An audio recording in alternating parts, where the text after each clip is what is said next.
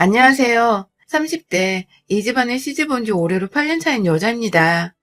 20대의 끝자락에 서 있던 날 세상에서 가장 행복한 여자로 만들어주겠다는 남편의 손을 꼭 붙잡고 식장으로 들어가던 그 순간이 매일같이 되새겨집니다.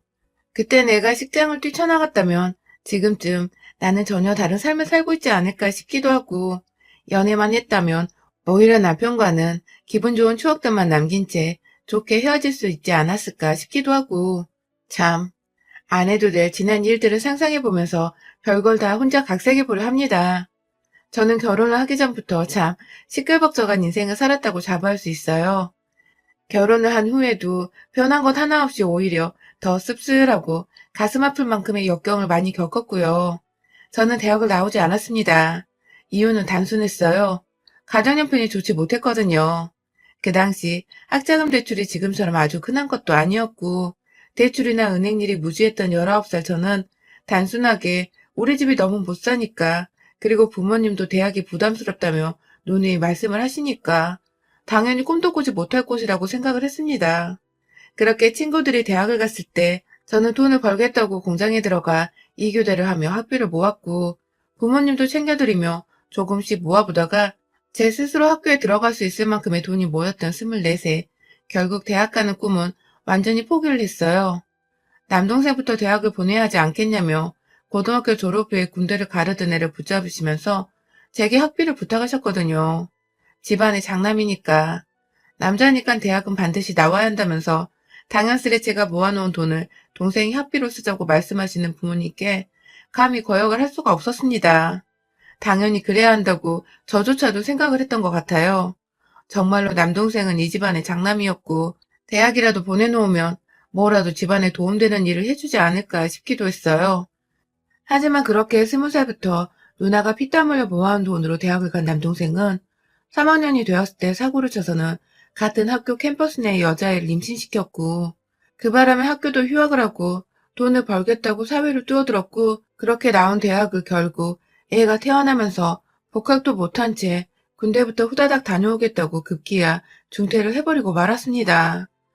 정말 남동생이 생각지도 못했던 방향으로 흘러가는 인생에 제가 다 실망과 울분을 토해내야 했고, 왜인지 내리막길로 가는 남동생의 인생을 따라 제 인생조차 완전히 흙구덩이에 파묻히는 듯한 심정이었습니다.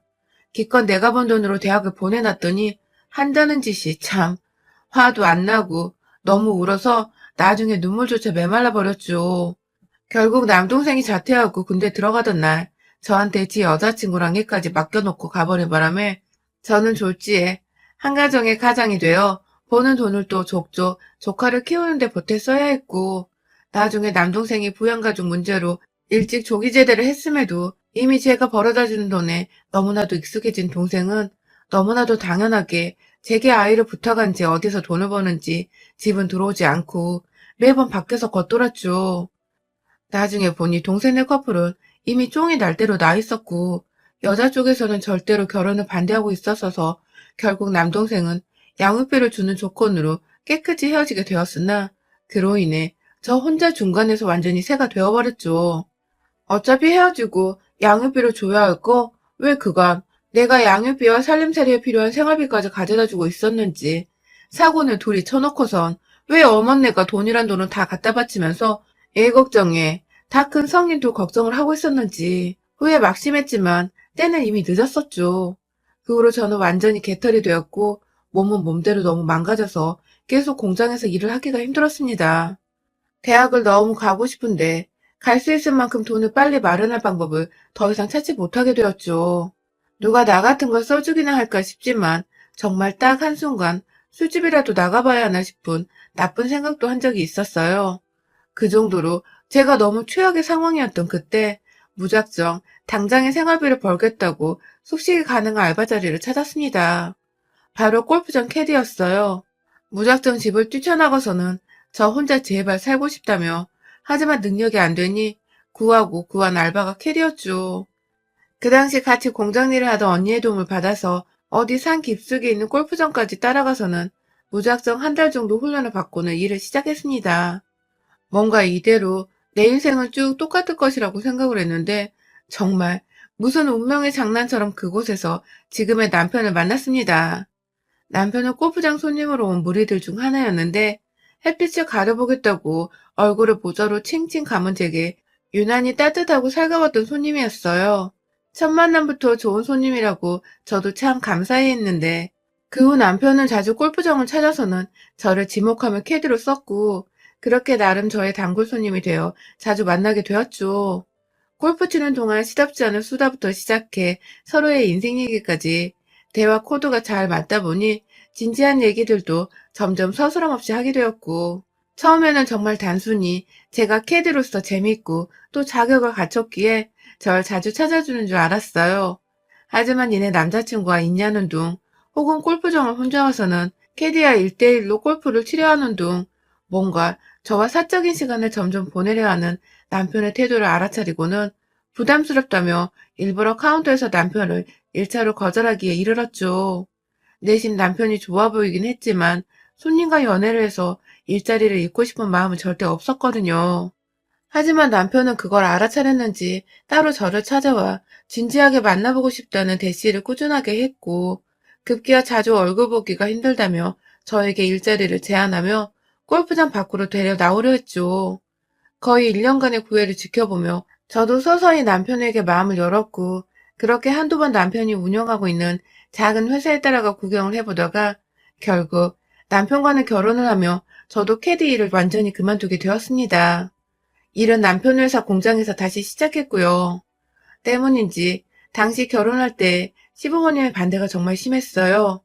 제가 대학을 나오지도 않았고 심부름꾼이나 다름없는 캐디로 일을 하다가 자기야도 회사 공장에서 일을 하고 있다고 하니 며느리도 받는 게 싫으셨겠죠.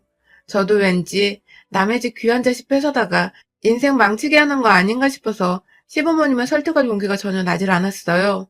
하지만 제가 좋다는 남편의 완강한 태도와 제 분수를 하고 헤어지려는 저의 모습을 불쌍하게라도 보기 시작한 시아버님의 작은 친절이 결국 어쩌다 보니 결혼까지 하도록 만들더군요. 너무 감사했습니다. 그리고 죄송했어요. 제가 친정과는 연을 완전히 끊고 사는지라 결혼식에도 저희 부모님을 부를 수가 없었는데 내내 저를 탐탁지 않던 시어머니께서 그 모습마저도 완전 꽝인 며느리로 보였겠더라고요. 저와는 눈 한번 마주치지 않으려 하시고 그냥 보기 싫다고 공장에서 일하던 것마저 잘라버리신 바람에 저는 결혼 후 그냥 집안에 있으면서 완전히 집에서 살림만 하게 되었어요. 태어나서 처음으로 휴식다운 휴식을 취해볼 수 있는 시기이기도 했지만 늘 돈에 쫓겨 살았던 제게는 너무나도 불안했고 또 남편에게 미안한 마음도 컸죠. 남편 퇴근하는 길에 따라서 저희 집에 오곤 하셨던 시어머니는 집안 곳곳을 돌아다니시면서 손가락 하나 쓱 문질러서 먼지 한 톨이라도 나오면 집구석에서 넌 도대체 뭘 하고 있었니?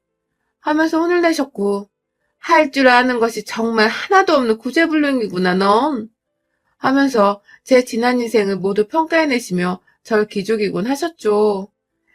집안에 있음에도 곧 시어머니가 언제 들이닥칠지 모른다는 불안감 때문에 늘 제 몸을 가만 놔두지 못한 채 청소를 결벽증 환자마냥 해냈고 그래서 결혼하기 전 힘들게 돈을 벌었던 때보다 제 마음은 더 병들어갔습니다.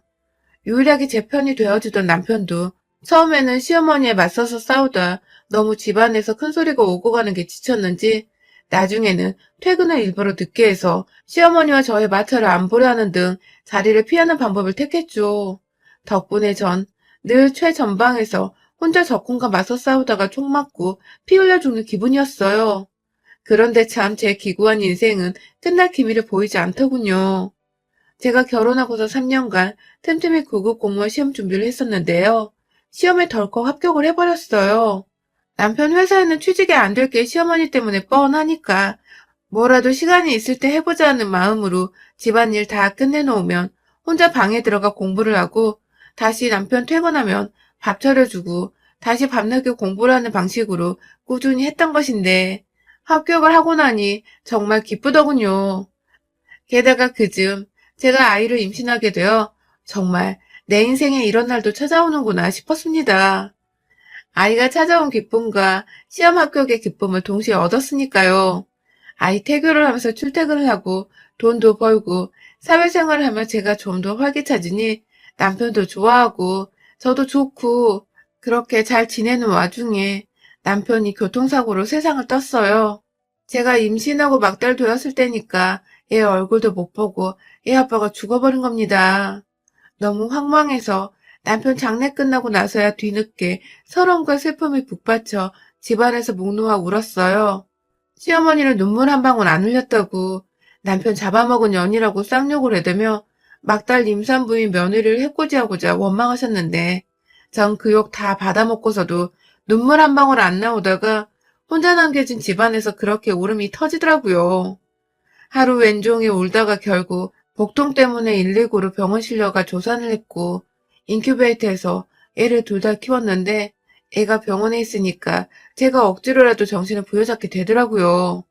남편은 죽었고 얘는 태어났고 시댁은 이게 다 내 탓이라는데 난 당장 목숨줄 부지하며 살아야겠고 그렇게 다시 저는 출근을 했고 남편 사망 보험금은 어디에 쓰지도 못한 채 통장 안에 넣어뒀어요. 남편이 운영하던 회사는 시아버지가 도로 맡으셨고 저는 완전히 남편의 회사고 뭐고 저와는 무관하다는 마음으로 그 근처도 안 가고 시부모님 근처에도 가지 않았어요. 천만다행으로 손주가 태어난 게 걱정되셨는지 사망보험금은 달라는 말씀이나 돈 얘기를 일절 하지 않으셔서 저는 저대로 제 일을 하면서 아이를 잘 키워낼 수 있는 생각에 집중할 수 있었죠.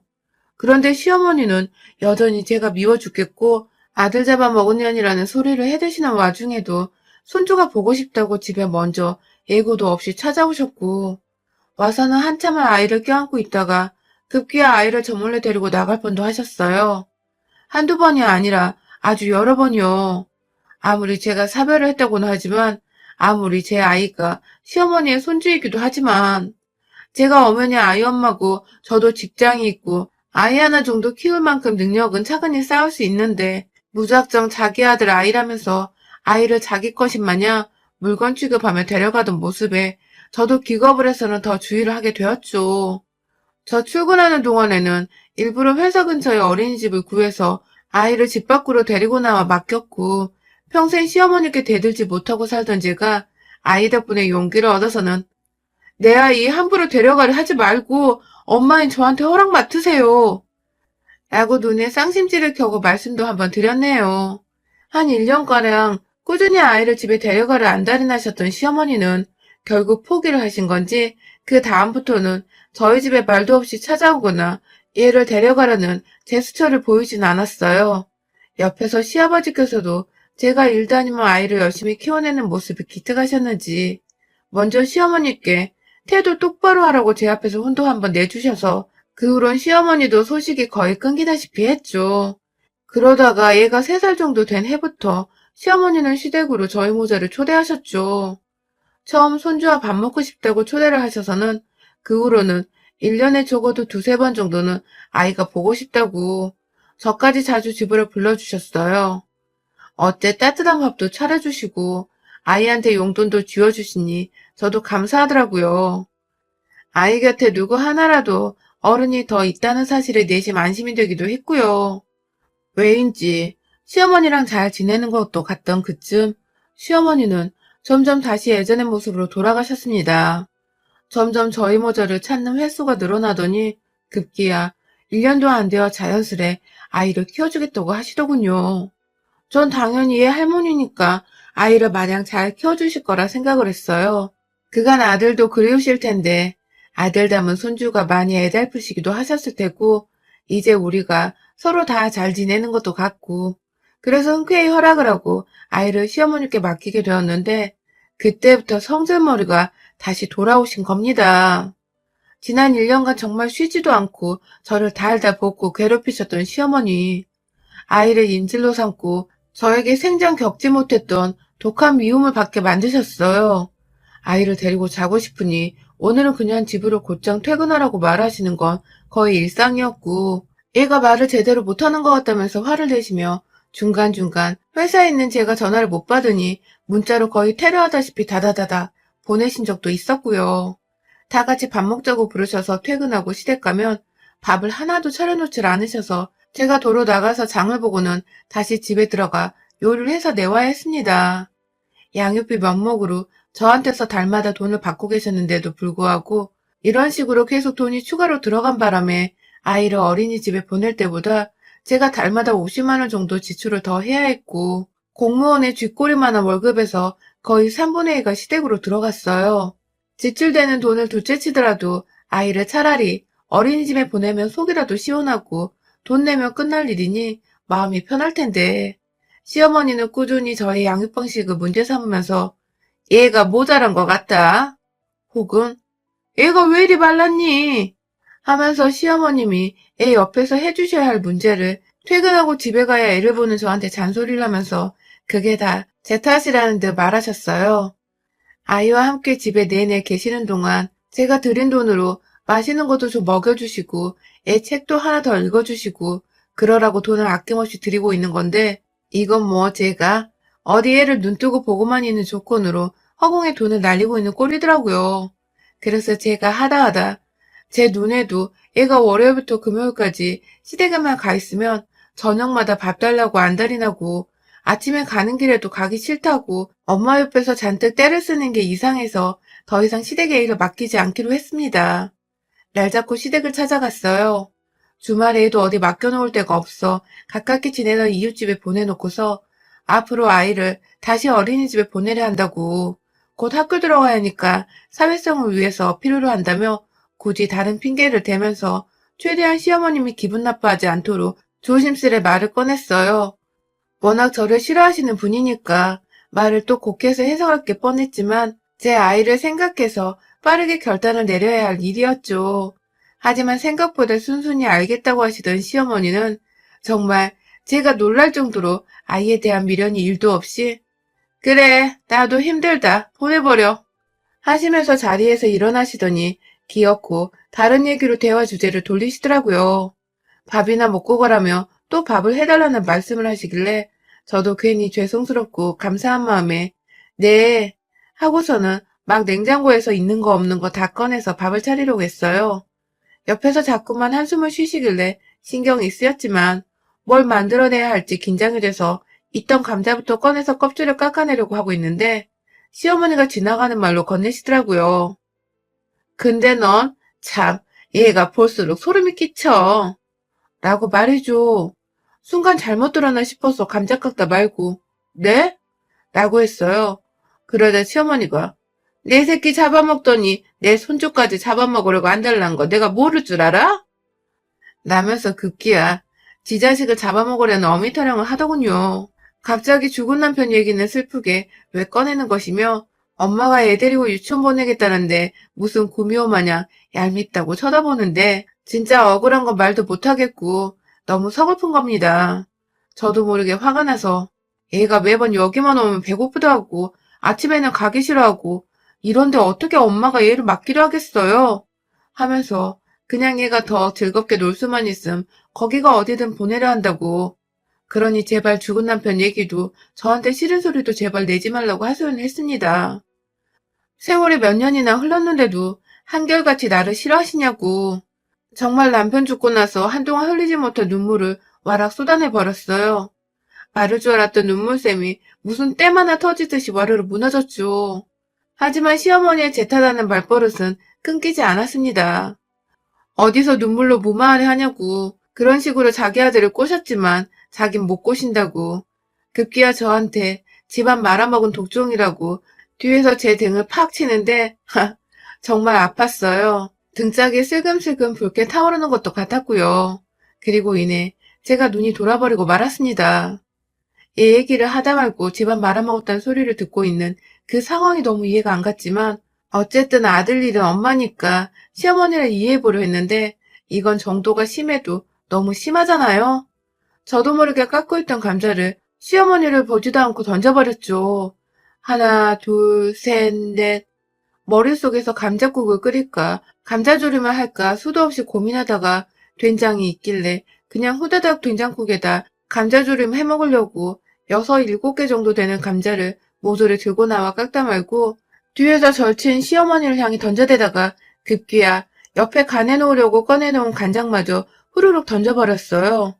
감자조림 하려다가 급기야 그걸 시어머니 면상을 그릇 삼아 버무려버린 것입니다. 시어머니는 난리가 났죠. 당연히 저는 거기에 대고 너는 엄마 자격도 없는 년! 이라며 네 아들의 자식인데 며느리가 싫다는 이유만으로 애 데리고 뭐하는 짓이냐?